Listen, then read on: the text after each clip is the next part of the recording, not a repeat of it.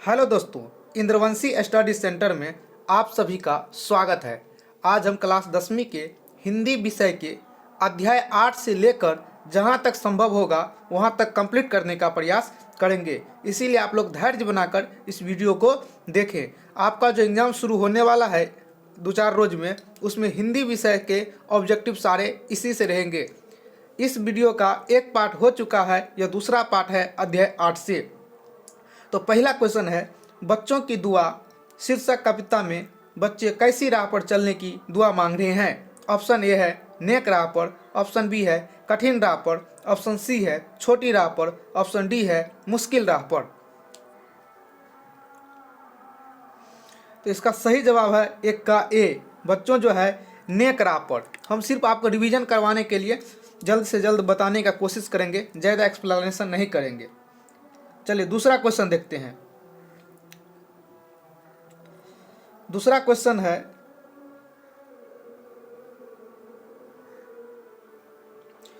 हो मेरे दम से यूं ही मेरे वतन के जीतन, जिस तरह से फूल से होती है चमन को जीनत। यह पंक्ति किस शीर्षक कविता से है।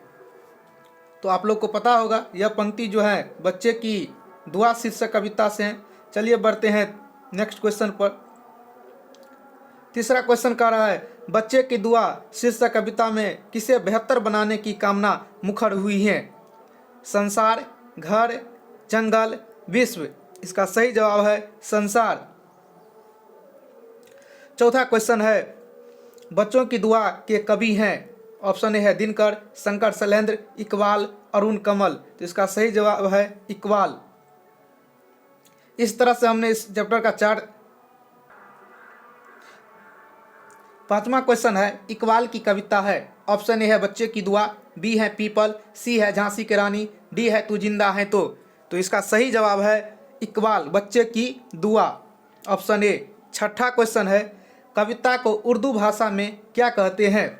ऑप्शन ए है नज्म, बी है गज़ल, सी है नज्म, डी है गीत। तो इस उर्दू भाषा में हम नज्म कहते हैं, कविता को उर्दू भाषा में नज्म कहते हैं। सातवां क्वेश्चन है, मेरे अल्लाह बुराई से बचाना मुझको किसकी पंक्ति है। ऑप्शन ए है दिनकर, बी है शंकर शैलेंद्र, सी है इकबाल, डी है अरुण कमल। तो इसका सही जवाब है इकबाल, मोहम्मद इकबाल, 7 का सी। चलिए बढ़ते हैं नेक्स्ट क्वेश्चन की ओर। आठवां क्वेश्चन है, अल्लाह और ईश्वर में कोई फर्क खाली डैश डैश। ऑप्शन ए है हाँ, ऑप्शन बी है नहीं, ऑप्शन सी है ए और बी दोनों सही है, डी है इनमें से कोई नहीं। तो इसका सही जवाब है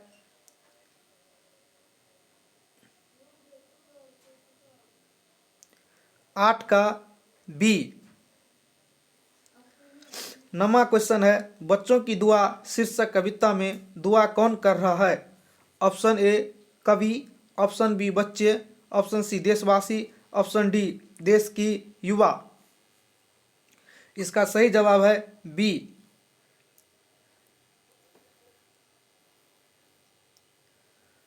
10वां क्वेश्चन है, बच्चे ईश्वर से क्या मांग रहे हैं। उनसे उनके वतन की शान बढ़े, उनसे कोई अपराध न हो, नेक राह पर चले और बुराई से बचे, डी इनमें से कोई नहीं। इसका सही जवाब है 10 का ए। उसके बाद है 11 क्वेश्चन है, 11वां नंबर, कभी अल्लाह में किस चीज़ से बचाने की दुआ करता है। कभी अल्लाह से किस चीज़ से बचाने की दुआ करता है। ऑप्शन ए है भलाई, ऑप्शन बी है अच्छाई, ऑप्शन सी है बुराई, ऑप्शन डी है सच्चाई। तो इसका सही जवाब है कभी जो है अल्लाह से बुराई से, सही जवाब है इसका बुराई से। 12 क्वेश्चन है, बच्चों की दुआ किस विधा की रचना है। ऑप्शन ए है कहानी, ऑप्शन बी है कविता, ऑप्शन सी है निबंध, ऑप्शन डी है डायरी। तो इसका सही जवाब है कविता। चलिए बढ़ते हैं नेक्स्ट क्वेश्चन पर।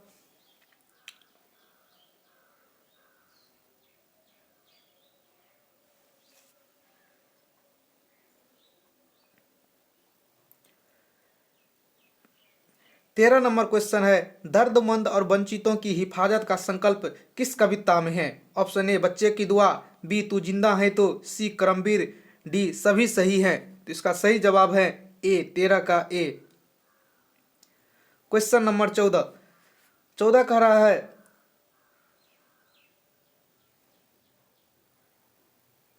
बच्चे की दुआ प्रार्थना गीत में बच्चा ईश्वर से क्या प्रार्थना करता है?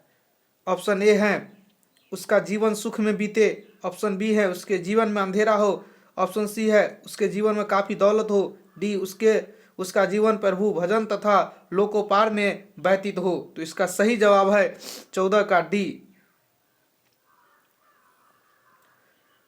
चलिए बढ़ते हैं इस चैप्टर का अंतिम क्वेश्चन 15 नंबर पर।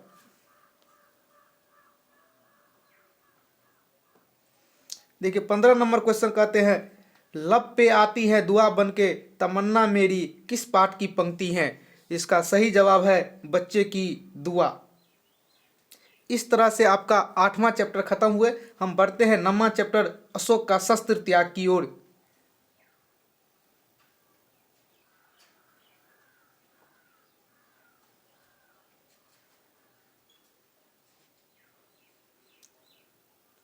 नौवां चैप्टर है अशोक का शस्त्र त्याग। पहला क्वेश्चन है, दूसरे दिन प्रातःकाल सम्राट अशोक के पास कौन है? ऑप्शन ए उनका पुत्र, उनका सेनापति, उनका दरबारी, डी उनका भाई। इनका सही जवाब है उनका सेनापति, 1 का बी। इस तरह से हमने 9वां चैप्टर का पहला क्वेश्चन देखें। दूसरा क्वेश्चन है, अशोक का शस्त्र त्याग शीर्षक एकांकी में किसके महत्व पर प्रकाश डाला गया है? इस पहला ऑप्शन है हिंसा के महत्व पर, बी है अहिंसा के महत्व पर, डी है अशांति के महत्व पर, सी डी है मारे गए व्यक्तियों के महत्व पर। तो इसका सही जवाब है 2 का बी। तीसरा क्वेश्चन है, 4 साल से युद्ध के पश्चात कौन जीता नहीं जा सका है? Option A Madhubani, B Pataliputra, C Kalinga, D Vaishali. तो इसका सही जवाब है 4 साल के बाद भी कलिंग को नहीं जीता जा सका है, 3 का सी। चलिए बढ़ते हैं चौथा क्वेश्चन की ओर।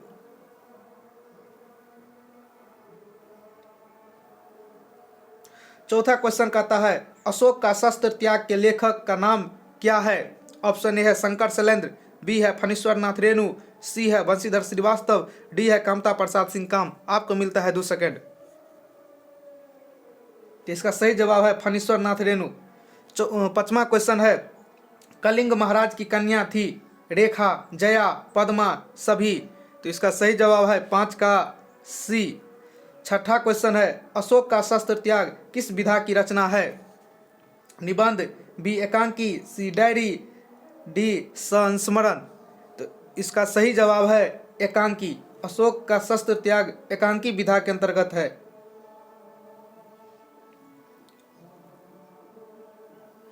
7वां क्वेश्चन है, अशोक का शस्त्र त्याग किसकी रचना है? Option A Arun Kamal, B Bedhab Banarasi, C Banshidhar Lal Shrivastava और डी इनमें से कोई नहीं।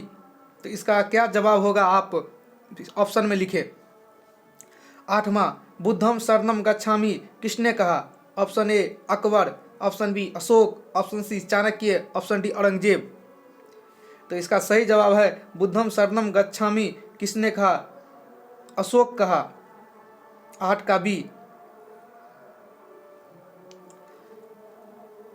चलिए 9वां क्वेश्चन क्या है देखिए, अशोक का शस्त्र त्याग शीर्षक एकांकी में कुल कितने मुख्य पात्र हैं? इसका सही जवाब है डी 4। 10वां, पद्मा किसका बदला लेना चाहती है? अपने भाई का, अपने पति का, अपने पिता का, अपने पुत्र का? तो अपने पिता का बदला लेना चाहती हैं, 10 का सी।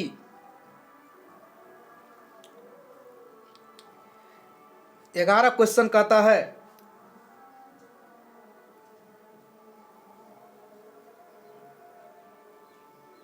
मैं स्त्री का वध नहीं करूंगा यह पंक्ति किसने कही?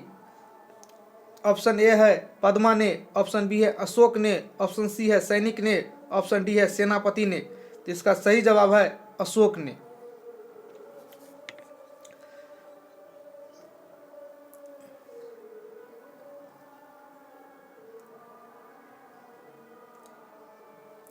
क्वेश्चन नंबर 12 है, पद्मा के ललकारने पर अशोक ने क्या किया? युद्ध करने लगा, युद्ध करना छोड़ दिया, डर कर युद्ध के मैदान से भाग गया, डी इनमें से कोई नहीं। पद्मा के ललकारने पर अशोक ने क्या किया? युद्ध करना छोड़ दिया, युद्ध करने लगा, डर कर युद्ध के मैदान से भाग गया, डी इनमें से कोई नहीं। तो इसका क्या सही जवाब होगा? आप ऑप्शन विकल्प में कमेंट बॉक्स में लिखे। 13 नंबर क्वेश्चन, कितने साल के युद्ध के बाद भी कलिंग नहीं जीता जा सका? ऑप्शन ए 6 साल, 2 साल, 5 साल, 4 साल। तो इसका सही जवाब है 4 साल।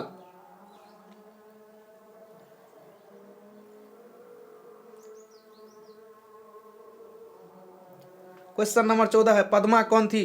कलिंग की राजकुमारी, कलिंग की महारानी, कलिंग की नर्तकी, डी इनमें से कोई नहीं। तो ये कलिंग की राजकुमारी थी। 15, अशोक खाली देश का सम्राट था? मगध, वैशाली, कलिंग, बंगाल। तो अशोक मगध का सम्राट था। 15 का ए। 16, कलिंग का युद्ध कितने वर्षों से चल रहा था?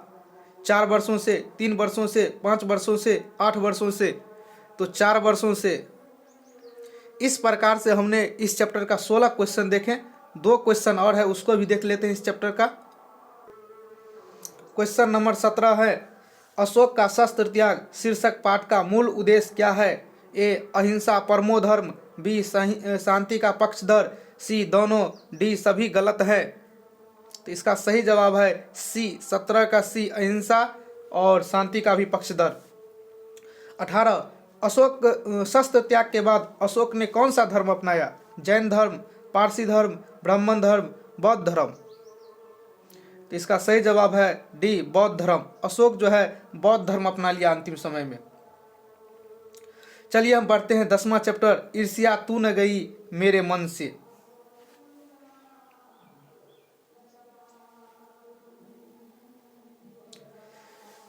चलिए इस चैप्टर का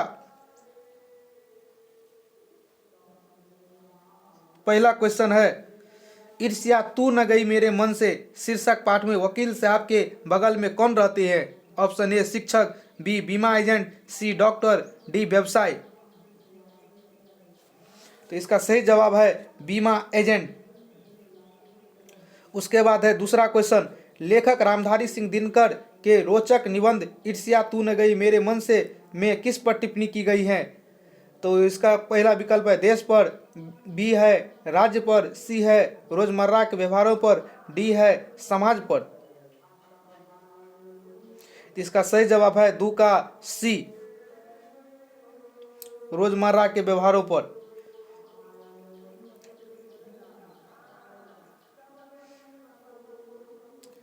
तीसरा क्वेश्चन है, तुम्हारी निंदा वही करेगा जिसकी तुमने भलाई की है, यह किसका कथन है? ईश्वरचंद विद्यासागर, राजा राम मोहन राय, स्वामी विवेकानंद, रामकृष्ण परमहंस। इसका सही जवाब है ईश्वरचंद विद्यासागर। चौथा क्वेश्चन है, ईर्ष्या कौन करता है जो दूसरे का सुख नहीं देख सकता, दूसरों को हानि पहुंचाता, सुख संतोष को अधूरा मानता? और इसका डी विकल्प है उपयुक्त तीनों। तो इसका सही जवाब है उपयुक्त तीनों, 4 का डी।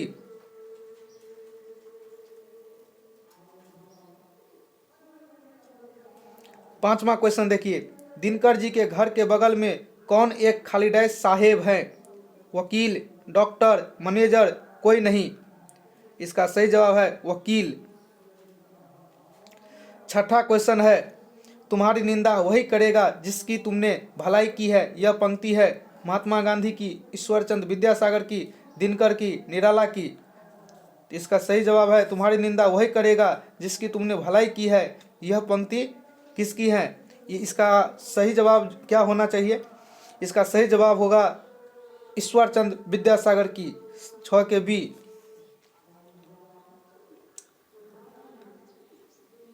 सातवां, ये मक्खियां हमें सजा देती हैं हमारे खाली डैश के लिए। ऑप्शन ए गुणों के लिए, बी अवगुणों के लिए, सी निंदा के लिए, डी इनमें से कोई नहीं। इसका सही जवाब है गुणों के लिए। ईर्ष्या की बड़ी बेटी का नाम क्या है? ऑप्शन लोभ, बी मोह, सी निंदा, डी क्रोध। इसका सही जवाब है ए लोभ। 8 का ए।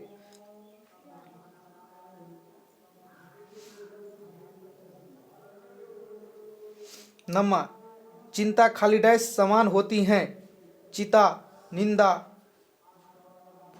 और 2 विकल्प छूटा हुआ है, तो इसका सही जवाब होगा चिता, 9 का ए। 10वां ईर्ष्या का संबंध खाली डैश से होता है, निर्धनों से, धनियों से, प्रतिद्वंदियों से, किसी से नहीं। ईर्ष्या का संबंध किससे होता है? निर्धनों से कि धनियों से कि प्रतिद्वंदियों से कि इनमें से कोई नहीं। इसका क्या जवाब होगा आप इसे कमेंट बॉक्स में लिखें। चलिए बढ़ते हैं 11वां क्वेश्चन पर।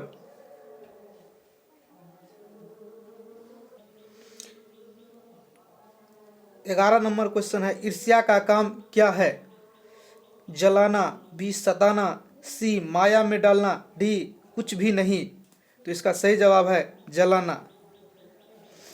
12 ईर्ष्या का संबंध होता है दोस्तों से, रिश्तेदारों से, भाई बहनों से, डी अपने प्रतिद्वंदियों से। तो इसका सही जवाब होगा 12 का डी अपनी प्रतिद्वंदियों से।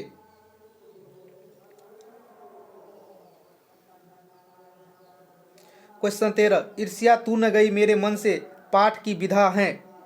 इसका सही जवाब है निबंध, 13 का बी। 14 रामधारी सिंह दिनकर का निबंध है खेमा, विक्रमशिला, ईर्ष्या तू न गई मेरे मन से, दीनबंधु निराला। तो इसका सही जवाब है रामधारी सिंह दिनकर का निबंध। तो रामधारी सिंह दिनकर का निबंध यह तो आपको पता होना चाहिए, इसे आप कमेंट बॉक्स में लिखें। ईर्ष्या को क्या कहा गया है? ऑप्शन ए है प्रतिष्ठा, बी है अभिशाप, सी है प्रशंसा और डी है अनोखा वरदान। तो इसका सही जवाब है अनोखा वरदान। 16 ईर्ष्या का संबंध खाली डैशों से होता है। यह तो पहले भी हो चुका है। यह जो है ईर्ष्या का संबंध खाली डैश से होता है, निर्धनों से, धनियों से, प्रतिद्वंदियों से, किसी से नहीं। इसका सही जवाब है प्रतिद्वंदियों से।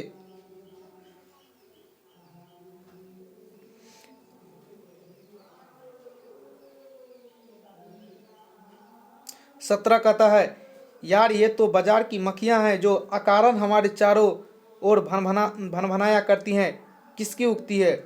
माओ त्से तुंग की, लेनिन की, नीत्शे की, कार्ल मार्क्स की। इसका सही जवाब है 17 का सी, नीत्शे की।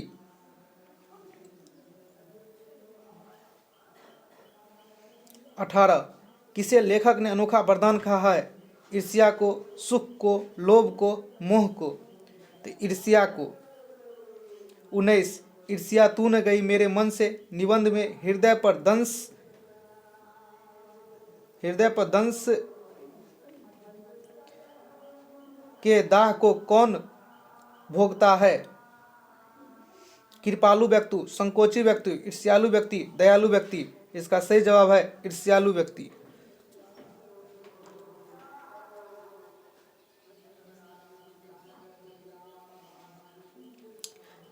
20 किसी व्यक्ति के पतन का कारण क्या है? गरीबी, अमीरी, झूठ बोलना, सद्गुणों का ह्रास। इसका सही जवाब है 20 का डी। 21 ईर्ष्या का संबंध किससे होता है? अपने से ऊंचों से, प्रतिद्वंदियों से, अपने से नीचे से, अपने से कमजोर से। इसका सही जवाब है 21 का बी। इस तरह से 10 लेसन खत्म हुआ। बढ़ते हम 11वें लेसन पर। 11वां चैप्टर है कबीर के पद। पहला क्वेश्चन है कबीर के पहले पद में किन विचारों का खंडन किया गया है? रूढ़िवादियों विचारों का, वेशभूषा का, चाल चलन का, डी रहन सहन का। तो इसका सही जवाब है ए, रूढ़िवादी विचारों का।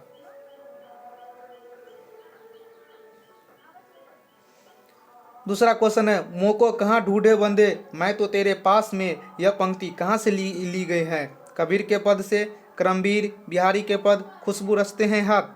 तो ये कबीर के पद से लिए गए हैं। इस प्रकार से 2 क्वेश्चन हुआ है।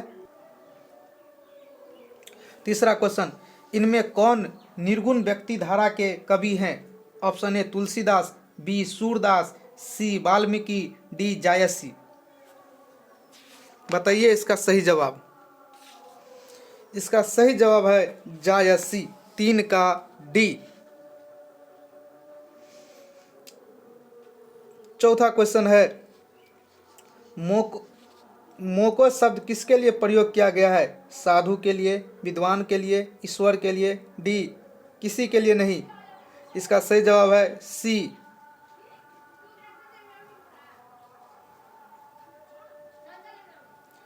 5वां क्वेश्चन, कबीर के पद शीर्षक पाठ साहित्य की विधा हैं?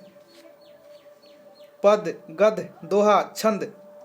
तो इसका सही जवाब है पद, 5 के ए। 6ठा,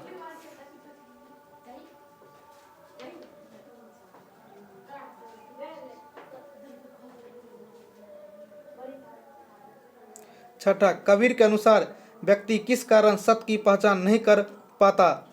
अपनी अज्ञानता से, मूढ़ता से, दोनों सही है, सभी गलत हैं। इसका सही जवाब है दोनों सही है, 6 के सी।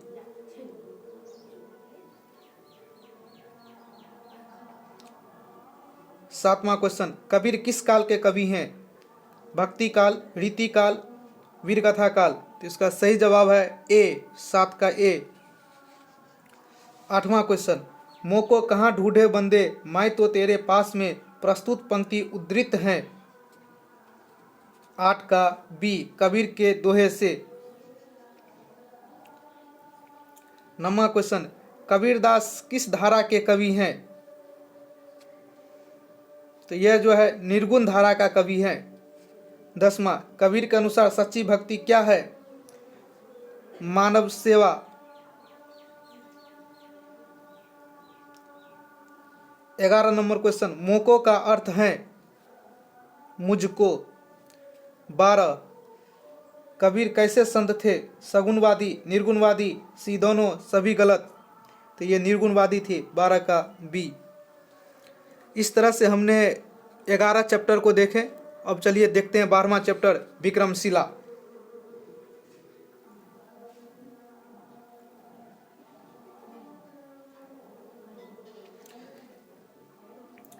पहला क्वेश्चन है, विक्रमशिला विश्वविद्यालय में कक्षा की व्यवस्था और समय निर्धारण के लिए अलग से कौन होते थे? आचार्य, 1 का ए। दूसरा क्वेश्चन है, विक्रमशिला विश्वविद्यालय में खुदाई से प्राप्त एक सील का सत्यापन किससे किया गया है? वीर वज्र से।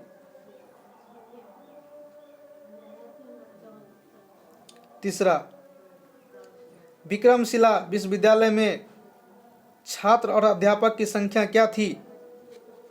तो इसका सही जवाब है 3 का सी, 10,000 छात्र एवं 1,000 अध्यापक। इसका सही जवाब है सी, 10,000 छात्र एवं 1,000 अध्यापक। तो इस प्रकार से हम बढ़ते हैं 11वां क्वेश्चन है, विक्रमशिला कहाँ अवस्थित है? अंतिम चंक में, 4 का बी। 5वां, विक्रमशिला विश्वविद्यालय किस राज्य में है? बिहार राज्य में। 6ठा, विक्रमशिला विश्वविद्यालय का स्थापना किसने की? आर्यभट्ट, अतीश दीपंकर, धर्मपाल, विक्रमादित्य ने। तो इसका सही जवाब है 6 का सी। 7वां, विक्रमशिला में अध्यापन का माध्यम खाली डैश था? संस्कृत।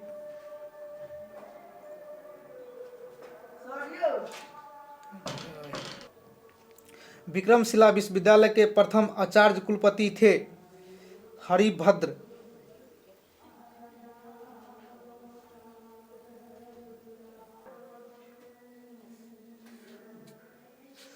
इसका सही जवाब है हरिभद्र। 9वां क्वेश्चन, विक्रमशिला में नवागत विद्यार्थियों को कुछ समय के लिए किस वर्ग में रहना पड़ता था? इसका सही जवाब है इसका सही जवाब जो है भिक्षुक होगा। तो आप कमेंट बॉक्स में लिखें इसका सही जवाब क्या होगा। 10वां है, विक्रमशिला विश्वविद्यालय का सर्वनाश किसने किया? सिकंदर ने, बाबर ने, तुर्क आक्रमणकारी लुटेरों ने, डी अंग्रेज ने। तो इसका सही जवाब है 10 का सी। 11वां क्वेश्चन है, विक्रमशिला का अतीत और वर्तमान कौन सुन रहा है? स्वयं विक्रमशिला। 11 का सी।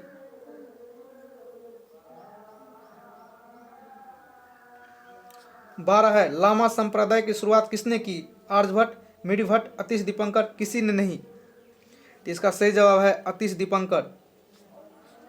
13 खालिडस विद्या के क्षेत्र में आर्यभट्ट विश्व प्रसिद्ध हैं। इसका सही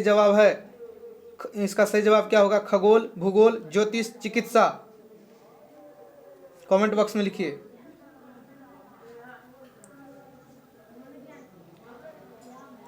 अंग महाजनपद का आधुनिक नाम है? भागलपुर। विक्रमशिला पाठ की विधा है? निबंध।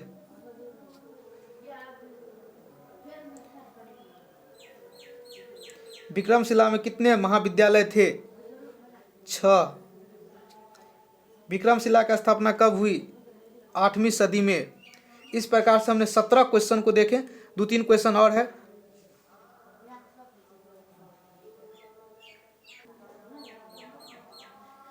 अठारह क्वेश्चन देखिए। विक्रमशिला विश्वविद्यालय का किसके आक्रमण से सर्वनाश हो गया? अंग्रेजों के, फ्रांसीसियों के, तुर्कों के, पाकिस्तानियों के। इसका सही जवाब है तुर्कों के। 19 विक्रमशिला विश्वविद्यालय की स्थापना किसने की? राजा विक्रमादित्य, राजा रतन सेन, राजा भोज, राजा धर्मपाल ने। इसका सही जवाब है राजा धर्मपाल ने। एक क्वेश्चन और है। 20वां क्वेश्चन है विक्रमशिला विश्वविद्यालय किस काल में शिक्षा का केंद्र था? तो इसका सही जवाब है मध्यकाल में। इस तरह से हमने 20 क्वेश्चन को देखें। चलिए 13वां चैप्टर देखते हैं, दीदी के डायरी।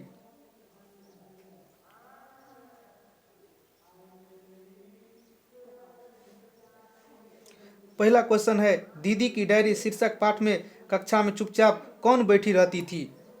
तो इसका सही जवाब है मंजू। 2 संजू को उसके जन्मदिन पर क्या उपहार मिलता है? तो इसका सही जवाब है पुस्तक। तीसरा क्वेश्चन दीदी की डायरी शीर्षक पाठ में 4 जनवरी 1997 को कौन दिन था? इसका सही जवाब है रविवार। चलिए बढ़ते हैं नेक्स्ट क्वेश्चन पर।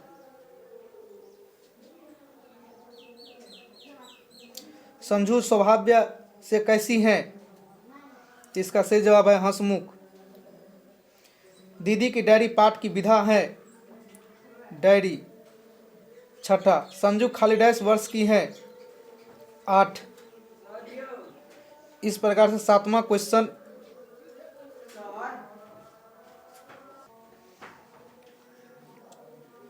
संजू किस कक्षा में पढ़ती हैं? इसका सही जवाब है 8वीं।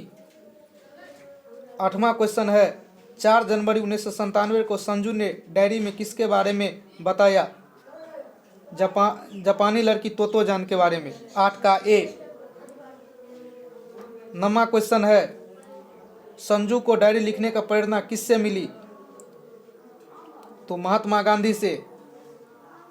10वां क्वेश्चन है सत्य का प्रयोग किसकी कृति है? महात्मा गांधी। इस प्रकार से 10 क्वेश्चन देखें।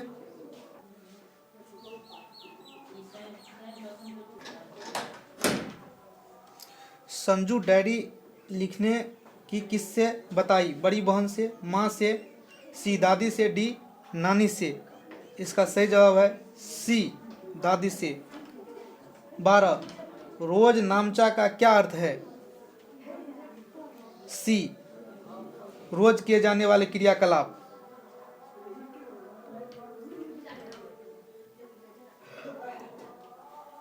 किताबें पढ़ने का शौक है संजू को। बिटियां आज स्कूल न जाओ, सामने की छींक है किसने? दादी माँ ने।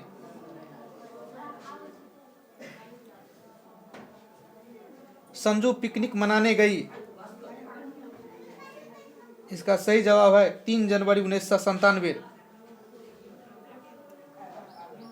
16 दीदी की डायरी में 3 जनवरी 1997 का दिन कैसा रहा? पिकनिक का।